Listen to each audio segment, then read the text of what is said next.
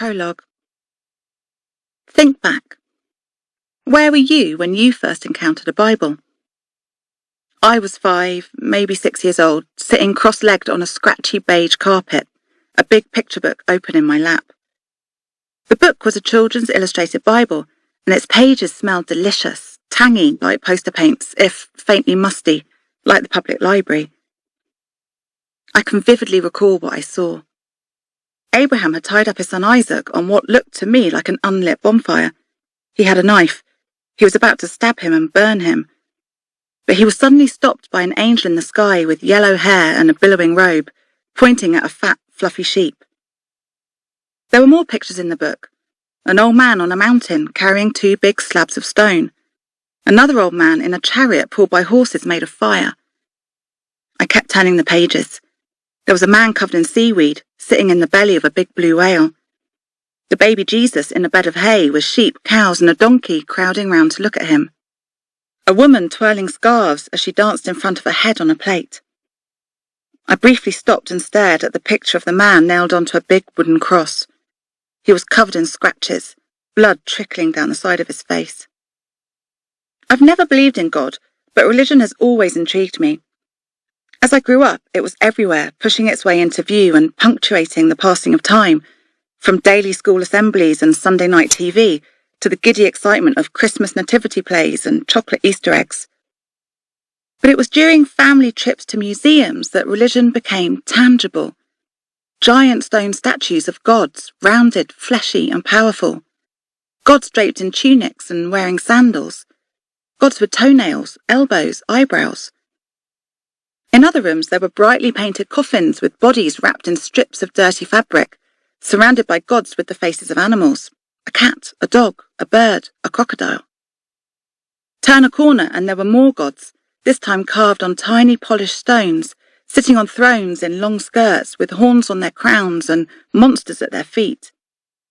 In museums, I learned that the deities of Egypt, Mesopotamia, Greece and Rome were the gods of the wider world in which the Bible was made. But where were the statues of the God of the Bible himself, the only deity among them to survive into the modern day? While I was studying theology and religion at university, there was a broad assumption among lecturers and students alike that the God of the Bible is without a body.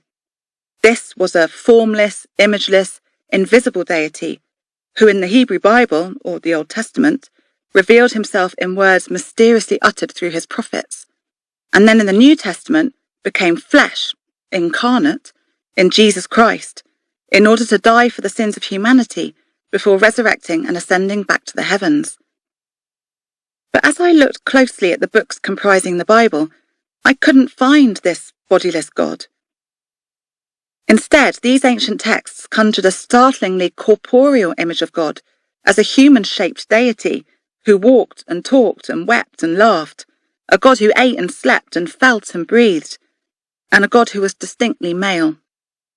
As my undergraduate studies progressed, no one seemed to talk about the body of the biblical God until one memorable lecture when the gender politics of modern Christian theology were being discussed. I was excited to discover that feminist theologians had long taken issue with the maleness of God in their scriptures. And yet it soon transpired that the way in which both feminist and traditionalist theologians proposed getting around this sticky issue was to insist that God couldn't possibly have a sex or a gender because God didn't have a body. I vividly recall protesting in the question and answer session at the end of the lecture, but lots of biblical texts suggest that God is masculine with a male body. The problem isn't God, replied the professor, a highly respected Christian theologian and a man of the cloth.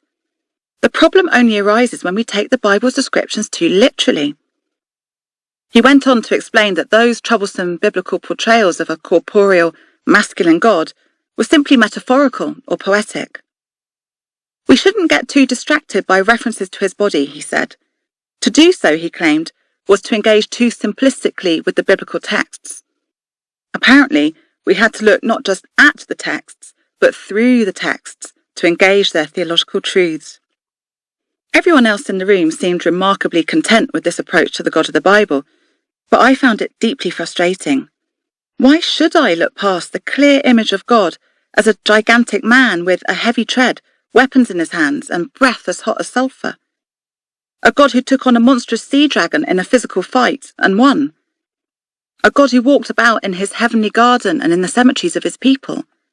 A God who stripped a woman naked and offered her up to be gang-raped and mutilated. A God who sat on a throne in a temple, enjoying the aroma of scorched animal fat as he waited for his dinner. A God who not only had children, but who willingly and willfully offered up his beloved son to be killed as a sacrifice.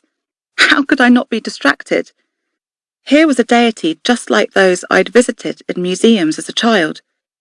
A God of ancient myths, fantastic stories, and long-lost rituals. A God from the distant past, from a society utterly unlike our own. Those were the terms on which I wanted to encounter him, not as a distant and abstract being, but as the product of a particular culture, at a particular time, made in the image of the people who lived then.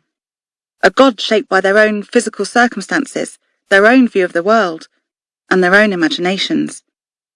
Sitting in that lecture hall, it seemed to me that this potent figure had somehow been theorized away and replaced by the abstract being with whom we're more familiar today. A God celebrated in our cultural rituals, invoked by politicians and celebrities, and praised every Sunday on the TV. A God to whom many of my peers and lecturers expected me to be answerable, whether in this life or the next. A God whose supposed decrees have shaped our own social and cultural conventions about gender, sex and morality, about power and class, about life and death. And then it suddenly dawned on me. Everyone else in the room, my theology professor included, was censoring the Bible, sanitizing its deity of any mythological, earthy, or unsettling characteristics. I was disappointed by them, and disappointed for them. This is the book I'd have liked to read when I was at university. It tells the story of the real God of the Bible in all his corporeal, uncensored, scandalous forms. Stripping away the theological veneer of centuries of Jewish and Christian piety, this book disentangles the biblical God from his scriptural and doctrinal fetters to reveal a deity wholly unlike the God worshipped by Jews and Christians today. The God revealed in this book is the deity as his ancient worshippers saw him, a supersized, muscle-bound, good-looking God with suprahuman powers, earthly passions, and a penchant for the fantastic and the monstrous.